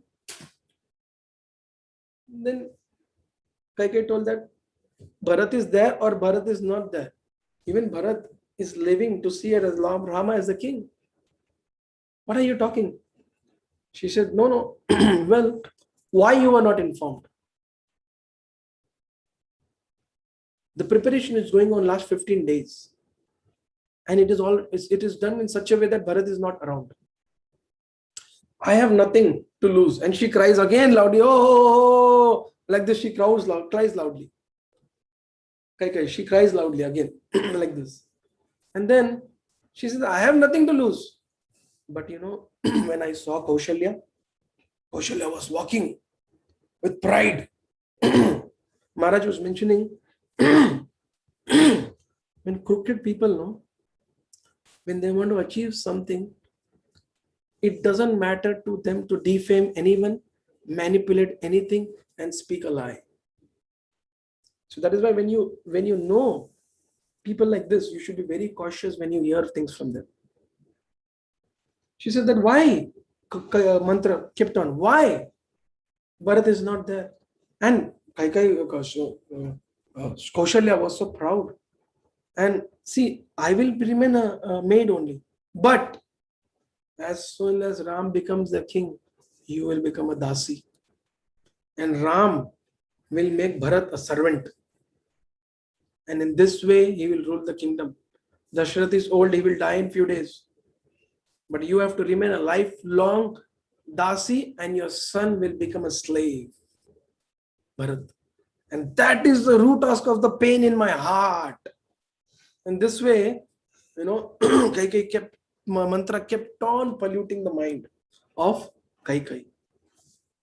Our acharyas, they explain that one of the biggest teachings of Ramayana is this section of Srimad-Ramayana. That one has to be very, very careful on how much to associate with what mentality of people, how much to give attention to their words. The material world is designed in such a way that as soon as you associate, you become with whom you associate. As soon as you give attention to the people of category of mantra, immediately they will pollute your mind. Untruth will become truth for you. Contemplation will become like a reality for you, their contemplation. So when Kaikeyi continuously heard about how she will be treated, how her son will be treated, she immediately got influenced by the words of mantra. And then she was like, what to do now? And she was convinced that she is going to become dasi. Her son is going to become a servant and there is no hope for her life now. So when Kaikeyi was convinced and completely polluted by mantra, actually these discussions, then she said, now what I can do? What is left? Maybe this is the providence, the will of the Lord in my life. Now what I can do, I have to accept this truth and go on. But then mantra said, no, I cannot see this happen. As soon as she saw that, now she is falling in my range. She immediately said, no, no, no. I cannot see this happening. I cannot allow this happening. My dear daughter, my dearmost Kaikeyi, I am born to see you. I have come with you. I have seen you from your childhood. She has actually come from her side. Don't worry, she said. I have one plan, but you make sure that you will not take my name, because she was very fearful. If Lakshman comes to know, he will chop her head off. So she was very fearful. Don't take my name. She says, do you remember? You have 2 boons with King Dasharatha. King Dasharatha, once he was very pleased with you and he told you, Kaikeyi, take 2 boons and ask whatever you want from me. And you very kindly told that, my lord, I don't need anything. What will I do with a boon when I have you as a husband? And this is also Vedic culture, The Vedic culture is like that, In Vedic culture, nothing can go wrong. That people have so much faith on Vedic culture. Even when Srila Prabhupada established the Krishna consciousness movement, he gave the Yuga Dharma Nam Sankirtan, but along with that, he introduced the Vedic culture, because it is the Vedic culture which makes everything inauspicious also auspicious and puts everything in a very systematic way. That's the nature of the Vedic culture. That's the byproduct of Vedic culture. So, as the Vedic culture, she knew that my husband is giving me boon, but if my husband is with me, what boon I want? What boon I will need? So she never considered or asked any boon. Actually, in this regard, Radha Maharaj was mentioning a very beautiful story. He was telling that once a person, he actually he had gone to a Bhagavat Saptah, and there he developed renunciation that I should become a sannyasi. But he was already married and he had a small child. But he was so influenced by the Katha that while returning back from the Katha, he didn't go home. He actually went to a nearby holy place and he was residing and doing bhajan there in one bhajan kutir. 15 days, this person did not eat anything and did not even sleep. He was only chanting the names of the Lord. His wife, young wife, and a small baby. The wife came to know that the husband is performing bhajan and wants to renounce and staying nearby in the village, in the holy place. So the wife actually cooked nice hot prasadam, and because she came to know the husband is not eating anything, she went to the husband with the hot food, nice prasadam, and she saw the husband and she had tears in the eyes, seeing the husband very skinny, very rotten and very unhealthy. So she told that, my lord, what are you doing with yourself? You can perform your bhajan, but eat something. Please have this food which I have cooked and brought for you. Please take this, my lord. Please take this. The wife insisted so much that the husband started eating prasadam. While he was eating prasadam, see, he actually noticed the wife, how faithfully and selflessly she's serving me. And in his heart, he got realization that if I want to love Krishna, if I want to serve the Lord, if I want to develop the love towards my Lord, that should be exactly the way my wife actually loves me. And what was the wife doing? She was simply following the Vedic culture that served the husband selflessly. In a similar way, Maharaj was connecting that how Vedic culture, and then the husband actually went back home and continues his worldly duties and went on by being a devotee of the Lord in the Grihastha ashram as well. But Maharaj was mentioning that how the Vedic culture, just one has to not be disturbed with the external circumstance in the material, but one should follow the Vedic culture in one's duty, and everything falls in place.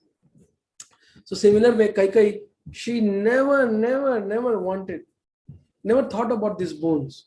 But now Mantra, who polluted with her association, she told that, you know what you should do? For the first boon, you ask Bharat should become the king. And for the second boon, what you should do? You should tell Rama should go for 14 years being a Vanavasi. Kaikeyi, even when Kaikeyi heard this, she was struck. It is said that Kaikeyi started shivering. People like Mantra, they can speak anything. That is how people like Mantra are. But Kaikeyi, when she heard this, that Rama to be sent 14 years to Vanvas, her body started shivering out of, fear. She said, what are you telling? Who will accept this? Then Mantra said, see, if Bharat becomes the king and Rama is in Ayodhya, nobody will accept Bharat as the king. And if Rama is sent out 14 years, as time passes, people will forget and they will accept Bharat as the king. Try to understand, there is no meaning of making Bharat the king if Rama is present here. Rama's qualities, how great he is. And with his qualities, nobody will accept. Now she himself is accepting this. And then she says that, but you have to do one thing. You go to the Kopa Bhavan. Generally, Kopa Bhavan means in general the kingdoms, there used to be a place for everything. Prasuti Bhavan, where a child would be born. A Kopa Bhavan, where if some sorrow, some distress is there, someone is very sick, some distress, he would be sitting there and king would go and timely meet. So she told Kaikeyi that you do one thing, remove all your jewelries, wear some old rotten clothes, and don't sit on the bed or on the asan. Fell on the floor and lie down there with great sorrow. And when Dasharatha will come to see you there, first you do one thing. When Dasharatha comes to see you there, you do one thing. You make sure that Dasharatha is disturbed seeing you, and then you ask him that, do you remember the two boons? He may say yes. Dasharatha is in so much pleasure and happy, an ocean of pleasure for Ram's becoming king, that he will tell you that I will give you everything, but I am sure he will not give. But you wait until the Dasharatha mentions that I give you on promise of Rama that whatever you ask, I'll give you. As soon as he mentions this, you ask for your boons. So as mentioned, Kaikeyi followed mantra, and Dasharatha, she preached to him, make sure you follow what I'm saying. If you don't do the way I'm saying, everything will be finished. All our endeavor will be finished. And as instructed by mantra, Kaikeyi actually went into the Kopa Bhavan, sat there, and through all the jewelry wore old clothes. When King Dasharatha heard that she's in Kopa Bhavan, he was very surprised. Why? And actually Dasharatha Maharaj, he actually wanted to go and share with all his wives. And he loved Kaikeyi so much that first he came to Kaikeyi to announce this good news that tomorrow our Rama is going to become the king of Ayodhya. So when he went there, he was very shocked to see Kaikeyi sleeping like this on the floor. Such an auspicious moment, but such an inauspicious darshan, inauspicious view. He was very shocked. He went closer to Kaikeyi. He asked her, what happened, my queen? Who has done this to you? What is the root cause of your being in such a circumstance? My dear queen, tell me what happened. But Kaikeyi just kept on crying. And then she said that you have no time for me. You have no respect for me. And went on crying and complaining about Dasharatha said, no. He went on pacifying her and he told her, what do you want? What do you want? So then he said, what you can give me? Kaikeyi told, what you can give me? There are 2 boons which are left with you that you never gave me. And what else I can ask from you, Baba? And Kaikeyi told like this. So Dasharatha Maharaj said, I am a very bulakkad fellow. I am a very, very, always forgetting things, in life. And I'm always busy in my kingdom. Now I am old also. That is why I forgot. Arey, what are you telling that 2 boons? I can give you 200 boons, my dear queen. I'm so happy today. And the purpose I have come to meet you first. That is something which if you hear, you will be more happy than me. You will be more pleasure than me. Like this, Dasharatha Maharaj is mentioning to Kaikeyi. Today I'm so happy that even if you ask my life, I take a vow on Rama. I will give up that also smiling. Bas. As soon as she mentioned this, as per the instruction of people like Mantra, no, they know everything. They are agents of Maya. They will always see ahead how to pollute others. I have come across many devotees like this. So many so-called devotees in the sense that they act like devotees, but but internally they are not. The purpose is something else. So as soon as she's Dasharatha mentions that today, if you ask me my life, that also I will give you. I take a vow on Rama for this. She said, you remember my 2 boons are that I have simple things to request for you. On my first boon, I want Bharat to become the king. Dasharatha was not at all, so much shaken by this. He was thinking, for what reason Kaikeyi is asking like this? He said that Bharat is also qualified to become a king, equally qualified like his brother Rama. But if I give the kingdom to Bharata, Bharat will take the kingdom and put it at the feet of Rama, and he will also sit at the feet of Rama. That is the devotion of Bharat towards Lord Rama, his brother Rama. So that is no issue. Why are you so upset with this? It is like this. So Dasharatha Maharaj was not shaken. Then she says, my second boon is for 14 years, Rama should go to the jungle and be a Vanavasi. Live in the jungles for 14 years. Immediately, he should leave. When Dasharatha heard this, he actually almost felt that death has come to him, or he has almost lost all his consciousness and senses. And he was so disturbed when he heard this, that Rama to be banished into the jungle for 14 years and live in the forest only. When he heard this, actually, Ramayana mentioned that when Dasharatha Maharaj, he could not believe it, that Kaikeyi can say like this. And then he actually fell unconscious. Dasharatha fell unconscious. He fell unconscious there and then when he heard about separation from Rama, or Rama has to leave Ayodhya. After a while, Dasharatha comes back to his consciousness, and Kaikeyi is very bent upon her desire strongly. Now you have woken up. Now I am understanding what is the truth. She said, Dasharatha very pitifully said that, I don't know, my dear queen, who has polluted your mind? Who has brought this thing in your mind? Please try to understand. Don't put me in this situation at this stage. My dear queen, whole of Ayodhya is waiting. It is waiting for the sun to rise and to see Lord Rama become the king of Ayodhya. Please don't do this at this moment. She said, nothing doing. Be on your words, King Dasharatha. Be on your words. Dasharatha again felt unconscious. He felt unconscious, wakes up, takes his helmet, puts at the feet of Kaikeyi and begs her that if you want, I will go away. But don't do this to Rama. Don't do this to Rama. And then he preached her.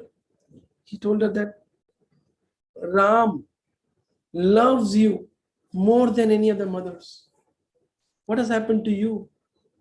Why are you giving this to Ram? Let him become the king. I will happily go away. So no. King Dasharatha, fulfill your boon.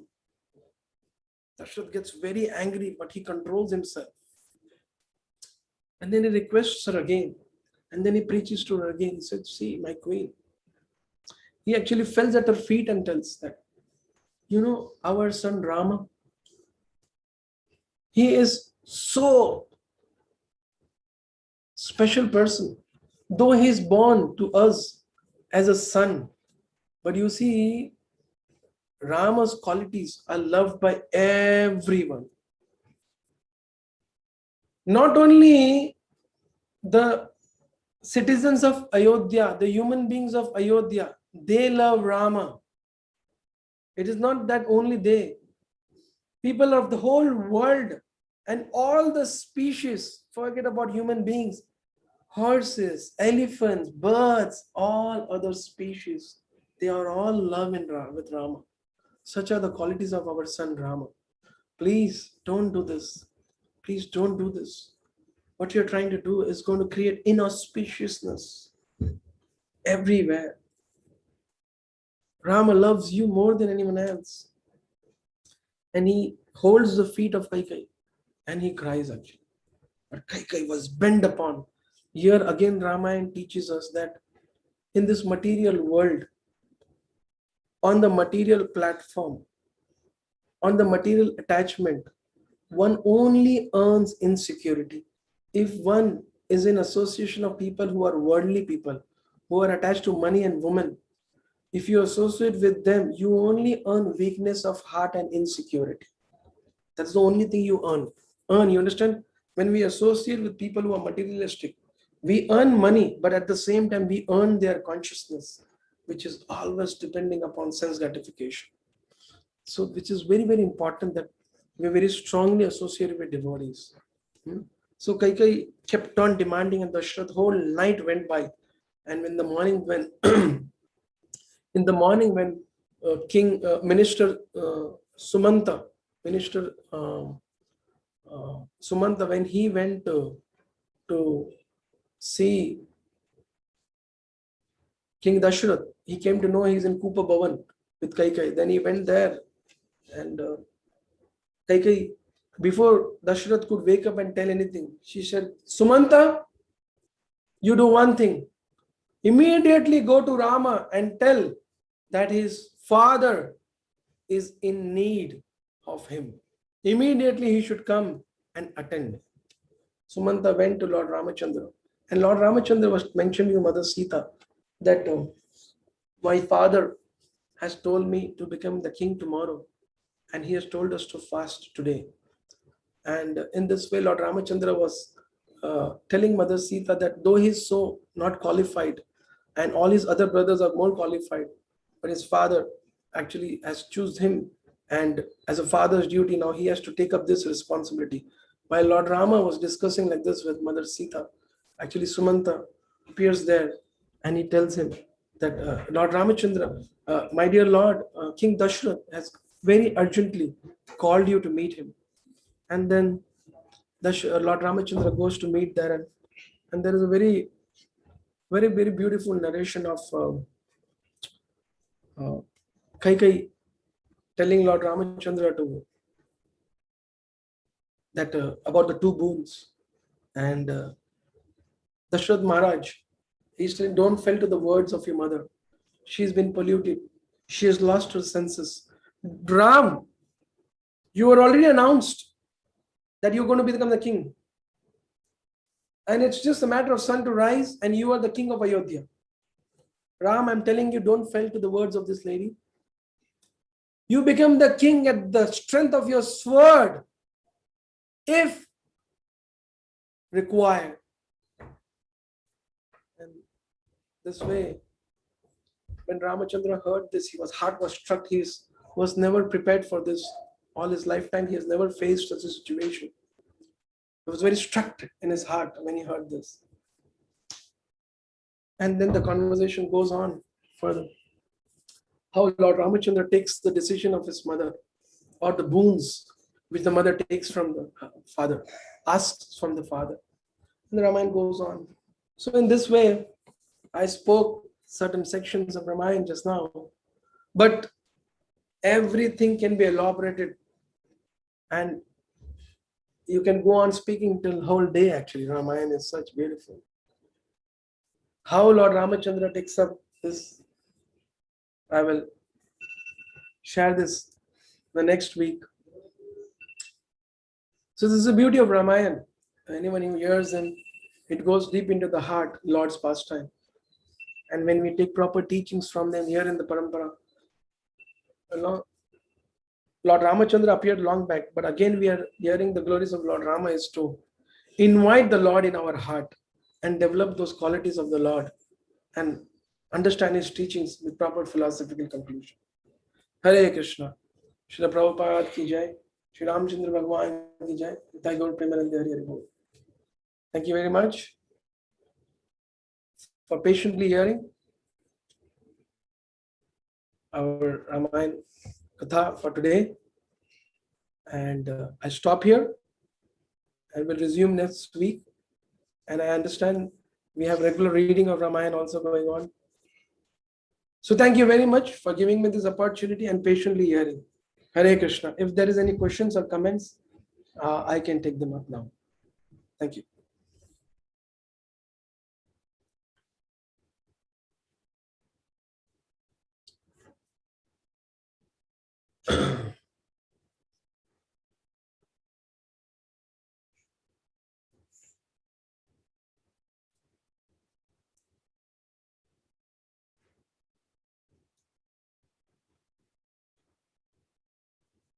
So, Gautam Prabhu, are you there?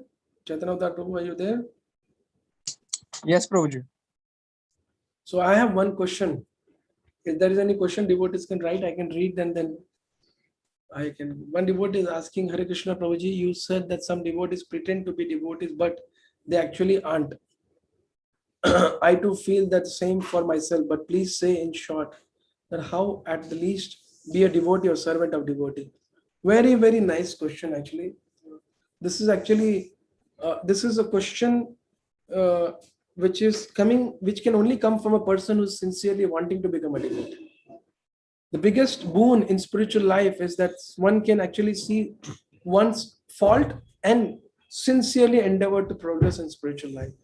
See, when I talk about devotees or pretending devotees, there are two kinds of things. One is that in this world where Maya is so strong, in the spiritual journey, there will be ups and downs. There will be ups and downs. And in the ups and downs, if someone is sincerely fighting it, like you are drowning in the ocean, but you are sincerely swimming to reach the other side, so your sincere endeavor is the evidence that you are on the mission. Similarly, ups and downs in spiritual lives will come wherein you fell prey to Maya, you fell prey to sinful activities, and then you are again feeling guilty about it and you want to reform yourself. That everyone has in their life, and the Lord is very merciful to such people. But the pretending people are people who have come with selfish motives, who are very attached to their own self, their wife, their own beauty, their wife's beauty, their possession, their property, their only children. World is only that for them. And even after coming in Krishna consciousness, one will manipulate to achieve their material plans, even lie to devotees, speculate. And sometimes after being a devotee, we get offended. We feel offended by some action of other devotee. We become revengeful towards him, and then we manipulate. So these are all things which comes into the category of, one is very, very sinful. Actually, I didn't cover one section. It is said that with such qualities, it's very, very difficult to chant the holy name and hear about Krishna or glorify them. Except the glorification of the Lord becomes very difficult. These are the qualities which one has because of very, very serious sins he has performed in this life and previous life. Because of that. But because you appear in the era of Lord Chaitanya Mahaprabhu, one should not listen to the mind who preaches to one that you are fallen, you are guilty. Never get preached. You should always know Chaitanya Mahaprabhu and his devotees are very merciful. So we should chant Hare Krishna, Krishna Krishna, Hare Hare, Hare Rama, Rama Rama, Hare Hare. In this way, you'll always be protected. I hope this answers your question.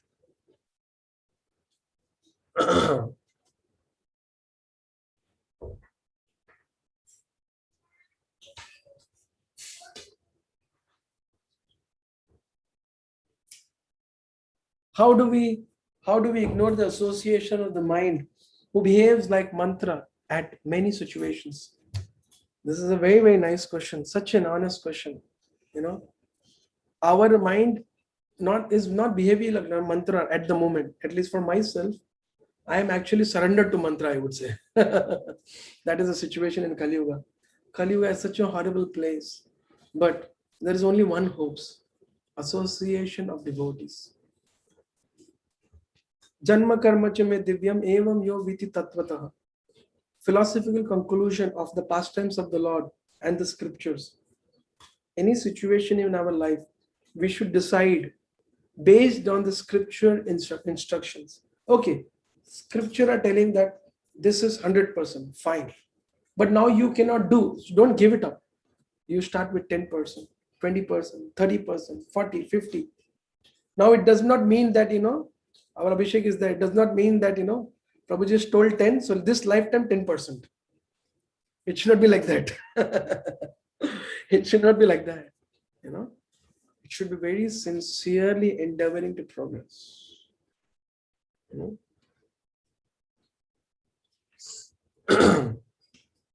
So that is why association of devotees and taking decisions based on spiritual conclusion, but I should have a plan. This is what one is supposed to do. Okay, I will do this much and I will reach to this slowly. That should be the plan. Then you are fighting mantra. You're fighting mantra. Could Lord Rama not have finished all the Rakshasas even after being king of Ayodhya? That is why it is called pastimes. In fact, I was going to tell my story actually. When Mother Sita was kidnapped by Ravana, so Lord Rama was running here and then, Sita, Sita, like a madman. He was asking the trees, have you seen my Sita? Then the trees were not responding. He was asking the birds, have you seen Sita? Did you see Sita going somewhere? Did you see someone kidnapping Sita? Like a madman. Mad. Mad means properly mad. You don't see a Karmi such mad about his wife. Even Karmi is so mad.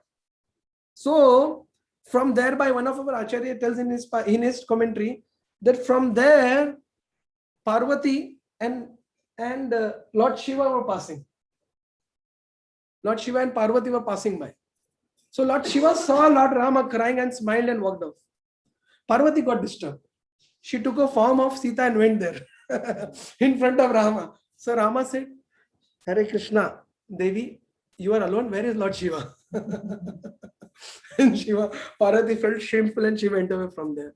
So there our acharyas, they explain that when the Lord appears, he doesn't appear like a conditioned soul like all of us.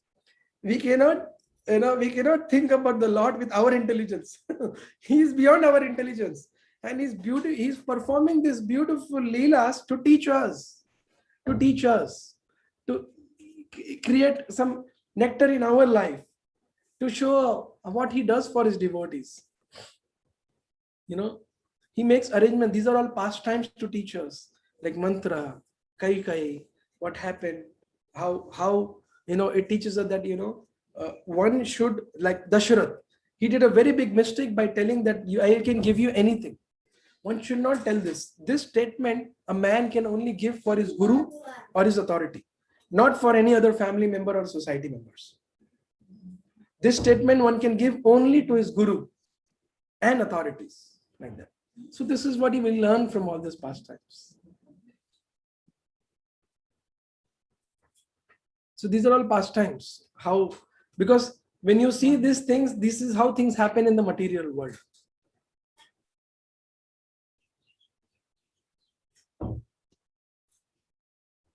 Prabhuji also will live in a family where sinful activities goes on, like meat eating, others. And the day I joined ISKCON, left everything, but staying with them, it is such a hard, but cannot leave them as I am an elder son. Then what should I do to lessen sinful activities? Yes.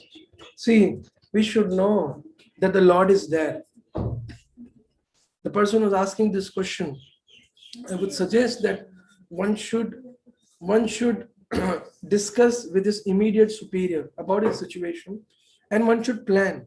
See, when you become a devotee, things don't turn around overnight. Things don't turn around overnight. It takes time. You joined ISKCON, and it's not that you're going to have horns in your head and your family is going to see that, "Arey, dekho, ye to devotee ban gaye, humko sab chhodna hai." It doesn't happen like that. No? It doesn't happen like that. It's a gradual process. Just like you put a seed in the earth, next morning you don't see the fruits. First the seed will come up, the seed will slowly come up and into a small root. Half root will go inside, half the root will come up. The other root which comes up becomes a plant. The plant has a flower. The flower then actually, after nourishing, nicely taking care, the fruit comes out. So it's a gradual process. Similarly, you have not joined ISKCON, you are coming for ISKCON programs. So you keep coming, and then slowly, you will be guided on how to take the, you should not be overconfident, over passionate, One devotee was there, once I was preaching, one father, we gave a lecture. And after the lecture, the son went home and started saying, "Aap log sab papi log ho, aap log sab sinful ho, aap log sab nark mein jaoge." The father gave him 2-3 slaps and brought him to the temple and made me talk to him. I said, "Prabhuji, aap ye sikha rahe hain kya?" When I preached the father and son both, aisa nahi hai. Then I explained the father. The father chastised the son. Dekho, Prabhuji bhi ye bol raha hai. Hum log ko bolta hai tu band kar दूंगा तेरा program जाना नहीं. So you have to do it very cautiously. And some parents are there, like our Abhishek Prabhu. His parents host us always. Prashadam for Prashadam. So like that, it's everyone has a different situation, and one should discuss with the superiors and plan nicely. Why do we feel angry or irritated when people being they are nice and humble, like in our heart nothing is bad, but mind gets irritated?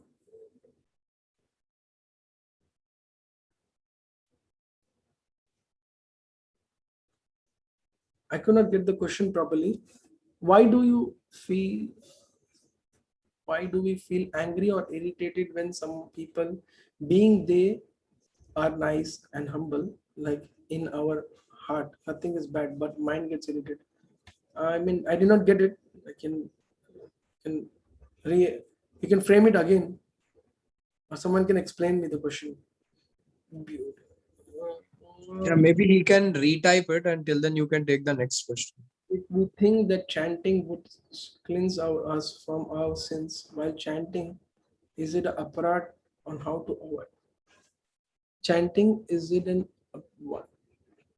Cleanse our heart, our sins while chanting? Is it an aparad?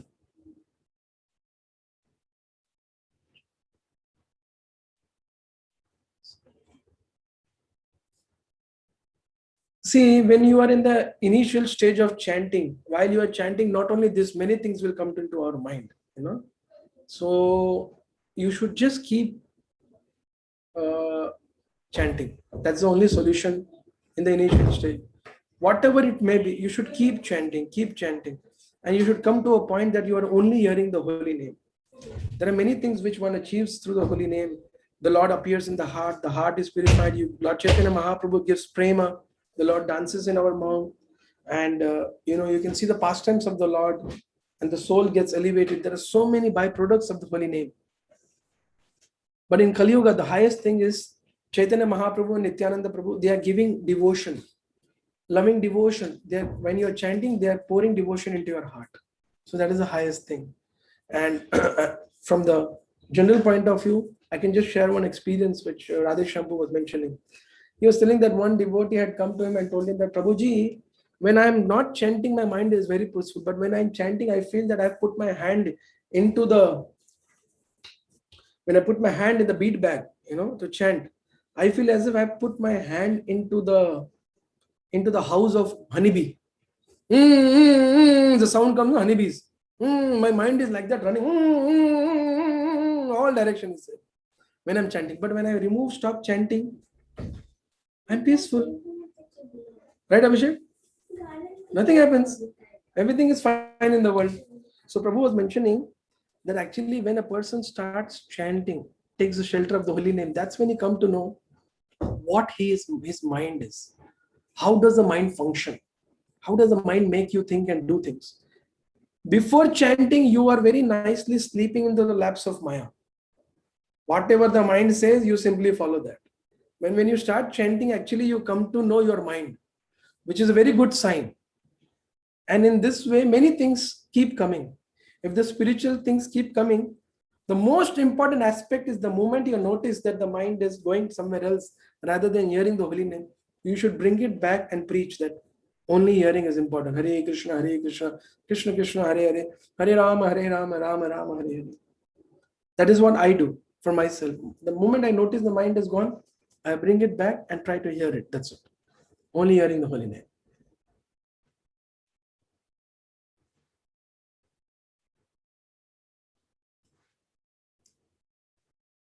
Krishna resides in everyone's heart, then why people like mantra should be avoided? How will they get purified if everyone is ignores them? Very nice question. When Krishna is residing, yes, Krishna is residing, as I mentioned in the beginning of my class, Krishna is not a boss. He is a supreme Lord who loves us. Boss means do what I say. But the person who loves, he allows you to do what you want to do. But at the same time, he makes sure that he's caring for you. So the Lord doesn't control us. He allows us to do whatever we want. And he just sees us in our heart and he waits for when we will turn towards him. As soon as he turn towards him, he will guide us from within and make external arrangements. Similarly, when you want to achieve something, that also Lord has to sanction, and externally also it is achieved. So even from a material point of view, we only depend upon Lord to achieve anything external also. For example, the Lord is giving oxygen. You may have a lot of desire, but he stops oxygen, what will happen? Simplest thing, how we depend upon Lord, even for material things. For everything we depend upon the Lord. But when a spiritual realm, we have to understand there is matter and spirit. Both are controlled by the energies of the Lord. But the Lord gives that freedom, free will to the living entities. Okay, fine. He designs the world in such a way that one feels there is so much happiness, but actually it's not there. But one will realizes that he's there already with his pastimes, with his philosophy, with his holy places in this world for the people to live and be happy. And those who don't want, for them, he has created Mahamaya, who makes them feel, Baba, tum hero ho. तुम ही दुनिया को बचा सकते हो, तुम ही करता धरता हो, तुम ही सब कुछ हो. For them the Lord has made that Maya. Everyone feels, I मैं अपना घर चलाऊंगा, प्रभु जी क्या बोल रहे हैं आप, like that, So that's the energies of the Lord. So Krishna resides in the heart, because if Krishna is not there, this world doesn't. Krishna doesn't only reside in our heart; he resides in every living entities, and he resides in every universe. And every universe is coming out from him. So when you read the scriptures, you will come to know elaborately about it more. But put it precisely, is sitting in the heart to help us for what we want. And when you see the soul who is doing sinful, he is suffering. Actually, it is also external. He's suffering of not being a devotee of the Lord, but out of ignorance, he's feeling he's enjoying. So like that, the Lord has created this world for the people to fulfill what they want. I hope this answers your question.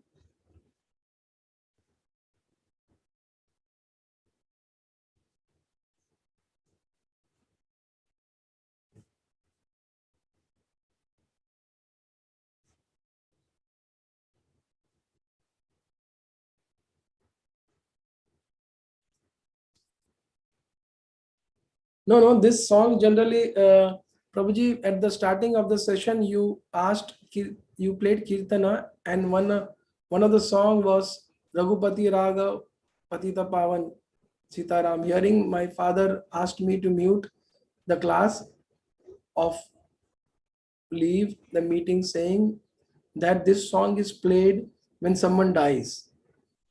I know he did not know about it, and I too do not know. So can you please say about the song? Yeah.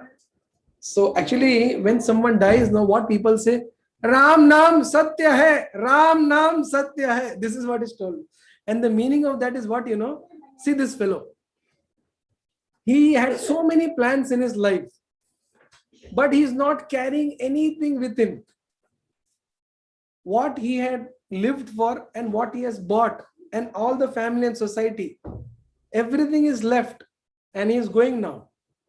The only thing that is truth in this world is Lord's holy name, all the Lord. Ram ka naam hi keval satya hai. Baki sab asatya hai. What one thinks that my family, my house, everything is temporary. It is true but temporary. But what is eternal is the name of the Lord and the pastimes of the Lord, abode of the Lord. So to understand these things, when I say some spiritual things, one has to come to a point that he should be able to discriminate what is spirit and matter. Then he can understand this answer. You have to understand to discriminate between matter and spirit. So when they say Ram Nam Satya means, look, it is not only for the person who's dead. The person who's dead is going to be around for 13 days. So he will hear the Lord Rama's name and get purified. And others who are carrying, no, Ram Nam Satya hai, Ram Nam, for them, bhai sahab, now you wake up. At least you take up spiritual life seriously. So it is for that. That is what I have heard from my seniors. I think I'll stop here, Narottam Prabhu. So we already crossed the time. If there is any other questions, devotees can write to me. Narottam Prabhu or write to Narottam Prabhu, who can forward me. Thank you very much. Srila Prabhupada ki jai. Narottam Prabhu, I can take a leave now. Yes, thank you very much, Prabhu. Hare Krishna.